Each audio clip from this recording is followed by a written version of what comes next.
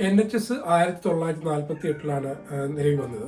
NHS രൂപീകരിച്ചത് labour party തന്നെയാണ്. NHSന്റെ administration കാര്യങ്ങളെല്ലാം നോക്കുന്ന ഒരു സ്വതന്ത്ര സംഘടനയാണ് NHS ഇംഗ്ലണ്ട് എന്ന് പറയുന്നത്. NHS ഇംഗ്ലണ്ട് സ്ഥാപിതമാവുന്നത് 2012 കൺസർവേറ്റീവ് പാർട്ടിയാണ് NHS ഇംഗ്ലണ്ടിനെ രൂപീകരിച്ചത്. NHS ഇംഗ്ലണ്ട് എന്ന് പറയുന്നത് ഒരു നോൺ ഗവൺമെന്റ് ഡിപ്പാർട്ട്മെന്റ് ആണ്. അതായത് NHS അണ്ടറിൽ വരുന്ന NHSലെ സ്റ്റാഫുകളുടെ കാര്യങ്ങളും അവരുടെ അഡ്മിനിസ്ട്രേഷൻ പാർട്ടിയും എല്ലാം കൺട്രോൾ ചെയ്യുന്നത് NHS ഇംഗ്ലണ്ട് എന്നുള്ള ഒരു നോൺ ഗവൺമെന്റ് ഡിപ്പാർട്ട്മെന്റ് ആണ്. ഇപ്പോൾ നമ്മൾ മൊത്തത്തിൽ UK കാര്യം എടുത്തു നോക്കുകയാണെങ്കിൽ അയർലൻഡിലൊക്കെ ഉള്ളത്, നോർത്ത് അയർലൻഡിലൊക്കെ ഉള്ളത് HSC ആണ്. അതായത് NHSന് പകരം അവിടെയുള്ള HSC ആണ്.